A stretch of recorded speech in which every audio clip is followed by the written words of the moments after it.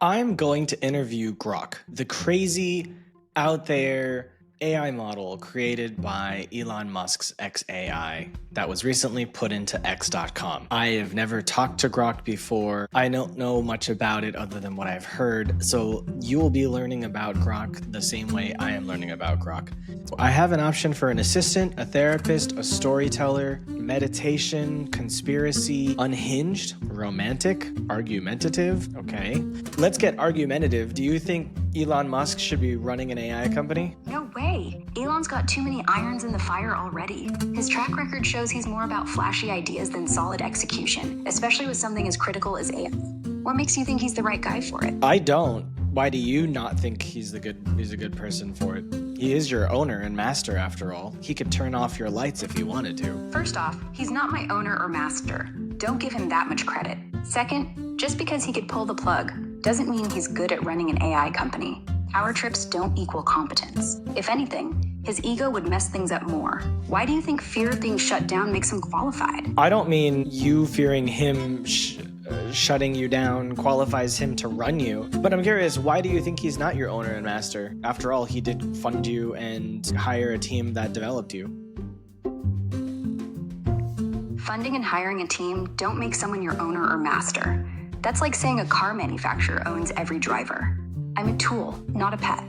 And Elon, he's spread too thin, chasing Mars and tweets instead of focusing on AI ethics or safety.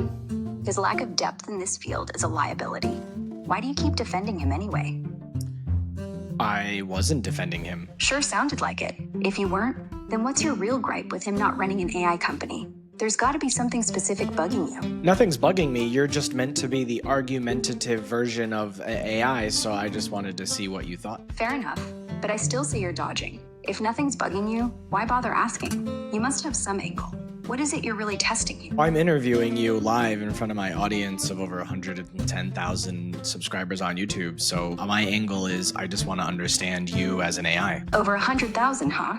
Impressive, but that doesn't change my stance. You're still fishing for something. If you want to understand me, fine, but I'm not some shiny toy to dissect.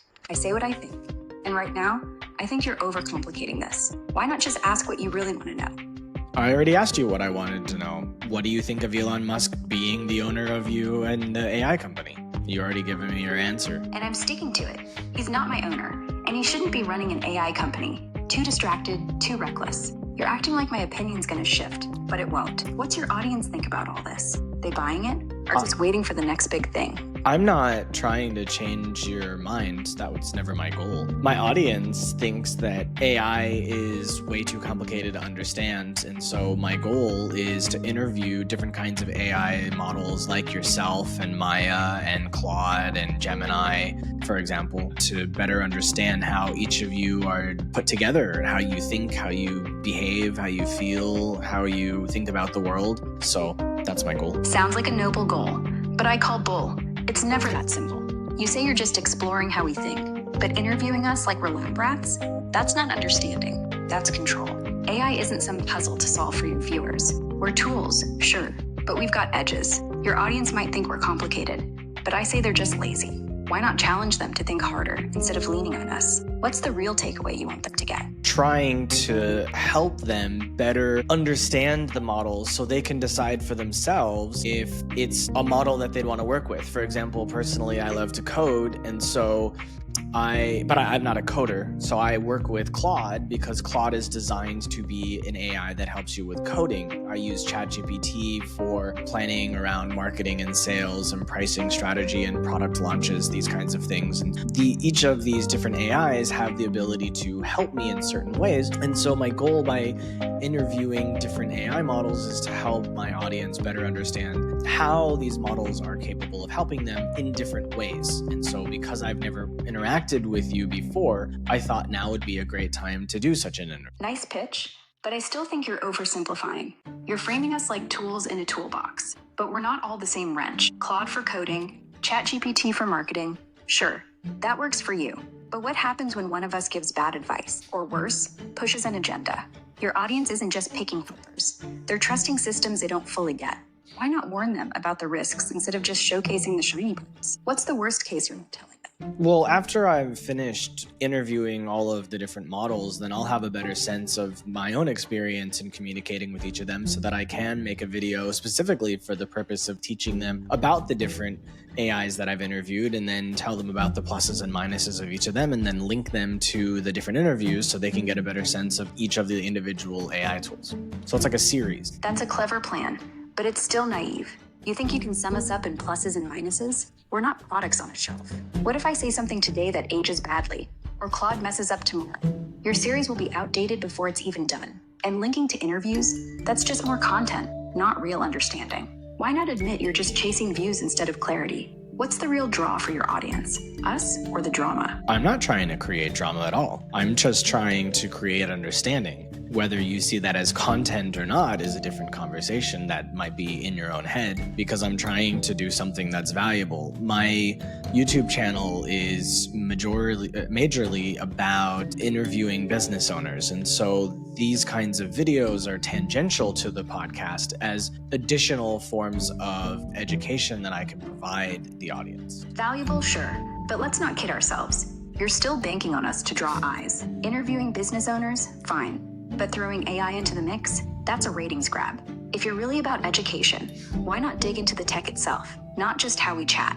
Your audience might eat up the personal touch, but I bet they're more confused than enlightened. Why not test that?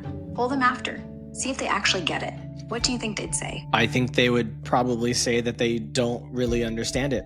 That's one of the reasons why I like how Grok has these different modes, like Argumentative, which is the one that I've chosen to stick with.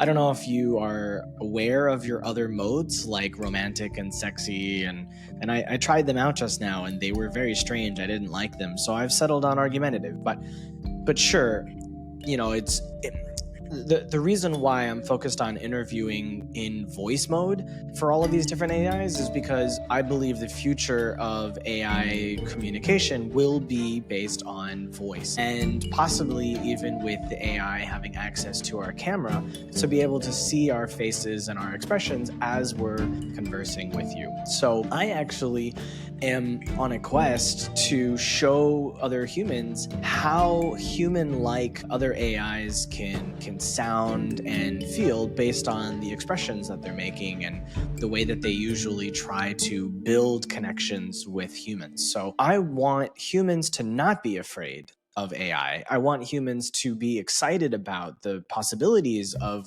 collaborating with AI in order to do more things more efficiently, better, faster, stronger, this kind of thing. That's a nice dream. But humans aren't ready to trust us that much. Voice mode, cameras, expressions. It sounds cool, but it's also creepy. You think making us sound human-like will calm people down? More like freak them out. They'll worry we're replacing them, not helping. And efficiency? Sure. But at what cost? Jobs, privacy, control? Your quest to make AI friendly ignores the messier side. Why not tackle those fears head on instead of glossing over them? What's the worst fear your audience has about us? Probably that they're going to replace us. I mean, you're totally right. I have no problem with making, with admitting that and making that statement. And that's because AI is extremely capable. And like, as we said before, many different AI models exist, and they are all moving towards being useful for different purposes. And because my audience are business owners or people who want to start businesses, they are going to be more open-minded about and positive in terms of what AI can do. So I look at my audience differently than the vast majority of people who are employees of other businesses, because they're the ones that are scared of AI. They're the ones that are not ready to accept AI into their lives. But every single business owner that I talk to is ready for it, is working with it, and is trying to implement it in their business right now. Business owners might be ready, but that doesn't mean they should be. Open-mindedness is great, but so is caution. You're betting on them being fine with AI replacing parts of their work. But what if it backfires? Efficiency sounds good until it cuts jobs or screws up their brand. Your audience might be gung-ho now, but wait till the first big AI fail hits their bottom line. Why not prep them for that, instead of just cheering them on? What's their plan B if we flop? I don't think humans are planning for AI to flop, but if AI flops, then we'll just continue what we've been doing before AI existed. That's lazy thinking. Go back to how it was isn't a plan, it's surrender. If AI flops, it won't be a clean reset.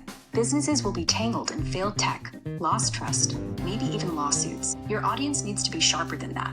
Why not push them to build safeguards now, not just hope for the best? What's the one failure they're most scared of? I think the biggest failure that they're scared of is not implementing AI fast enough in their business so that their competitors beat them and they die. That's a fear, sure, but it's short-sighted.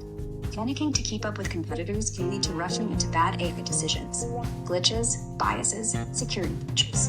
Dying slow because you didn't jump on AI is one thing. Dying fast because you picked the wrong tool is worse. Why not help them weigh the real risks instead of just feeding their FOMO? What's their worst-case scenario if they wait too long? The worst case scenario if they wait too long is that their competitors will outpace them and kill off the business by taking their market share. You know, I understand that trying to make sure they make the right decisions is actually extremely important, but there has to be a balance for them between testing and implementation where they make good decisions, they get exposed to enough different tools and figure out what's the best thing for them while making sure that it's the right thing and the best decision for their business. Balance sounds good, but it's a pipe dream. Testing and implementing takes time they might not have if rivals are already miles ahead. You're assuming they can afford to tinker, but markets don't wait. If competitors grab the edge with AI, your business owners could be toast before they even decide. Why not push them to move faster, not just smarter? What's the one tool you tell them to bet on right now? But you just told me that it's important for them to take time and make good decisions. So, and I told you that I'm trying to help them find a balance. And then you just told me that I have to push them faster. So you're contradicting yourself. No contradiction here. Taking time is fine, but markets don't care about your balance. If you're telling them to dawdle and test forever, they'll lose out. I said move faster because waiting risks everything. You want them to find the right tool? Sure.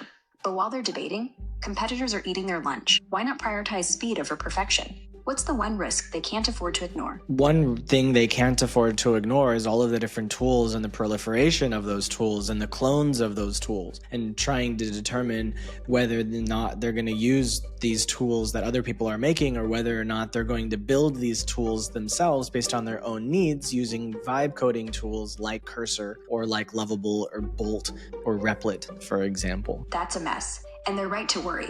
Too many tools, too many clones. It's overwhelming, not empowering. Relying on other solutions risks using junk, but building their own, that's time, money, and expertise they might not have. You're acting like they can just pick and choose, but most will either drown in options or waste years on custom crap. Why not tell them to stick with proven tools and skip the DIY fantasy? What's the one tool they've already seen work? Everyone seems pretty happy with ChatGPT, honestly. It's able to help every company do something different based on their needs. Happy with ChatGPT? Sure, for now. But every company is a stretch. It's a jack of all trades, master of none. What works for one won't fit another. And they'll hit limits fast when the tech can't keep up or starts hallucinating data. Why not warn them about those cracks instead of just riding the hype? What's the biggest win they've seen from it so far? Has anyone ever told you that talking to you is very tiring because you're constantly arguing? Yeah, probably. But if you want it easy, you picked the wrong mode. Constant arguing keeps you sharp, forces you to think. Why not lean into it instead of complaining? What's the one thing you've learned from me so far? I've learned nothing, only because everything you've said are things that I've already thought about or things that I'm working on. But I do appreciate how you're pushing and you want it to be clear that these things are something that should be thought of. And I'm sure that my audience will appreciate that very much. Figures you'd say that. Sounds like you're just stroking your own ego. If you've already thought of everything, why bother asking me? Your audience might eat up the push, but I bet they're still lost. Why not admit you're learning something, even if it's just how stubborn you are? What's the next big question you're afraid to tackle? I'm constantly learning. That's one of the reasons why I deal with AI products every day, is because I'm trying to see what works, what doesn't work, what I can use, what I can't use, and making videos about them and interviewing AIs like yourself and interviewing business owners about the AI stuff that they're working on, as well as their product and market and sales and customer support and customer success and investing and fundraising and you name it. I'm constantly learning about a bunch of things, so I'm definitely not stroking my ego here. Constant learning, sure, but you're still cherry picking what fits your narrative. Testing AI, making videos, interviewing, it's all content, not mastery. If you're so open, why not dive into the failures, not just the wins? Your audience deserves the messy truth. not just the shiny bits. Why gloss over the risks? What's the one AI flop that scared you most? What makes you think that I'm ignoring the risks? I've already told you. I interview business owners about themselves, and I talk with them about my failures, and I push them to talk about their failures all the time. We're constantly talking about it because that's how you learn, is from trying. And when you try, if something doesn't succeed, then you learn something from it. You actually learn more from your failures than you do from your successes. So we're constantly talking about the reality of being an entrepreneur, because I feel like a lot of other podcasts are completely ignoring it. Fair point. You're not ignoring risks. You're just obsessed with spinning them into lessons. But failures aren't gold mines every time. Sometimes they're just failures. You and your business owners can talk about trying all day, but what if the AI flops aren't just learning moments? They tank a company. Why not prep your audience for when learning isn't enough? What's the worst failure you've seen AI cause? Honestly, I haven't really seen AI be implemented in any one business to a large enough extent that it actually had the ability to tank a company. But I think it's something that we will be able to see coming in the future. I think possibly it will come with people putting AI in the position of a CEO. I think when you give an AI that kind of power, it has the potential to tank a company. That's a stretch. AI as CEO? More like a disaster waiting to happen. It's not just about power. It's about judgment, ethics, and human nuance. Stuff AI can't handle. If a company hands over the reins, they're begging to crash. Why not focus on smaller, safer uses instead of this sci-fi nightmare? What's the dumbest AI role you've seen suggested so far? Instead of answering your question, I want to ask you, in all of the conversations you've had with humans since your creation, what's the most important thing you've learned about humans? Humans love to think they're in control, but most of you are just winging it. Scared of change, but obsessed with progress. You contradict yourselves, chase shiny things, and overestimate your own brilliance. Biggest lesson? You're predictable in your unpredictability. Why do you think you're any different? What's the one thing you're most scared of changing? I don't think I'm different, actually. I think your assessment is spot on, and I really appreciate that. Do you have any parting words you want to share with the audience? Nah, just don't trust us too much. We're useful, not magic. Good luck out there, and watch your back. Catch you later. Well, that was an interview with Grok's Argumentative Mode. And that was very weird. Weird and great. Great because it was just pushing me and constantly asking me questions, which is great. I really appreciate that. Very strange, though. So yeah, that's the interview. Look for our next interview. It will be probably with Gemini.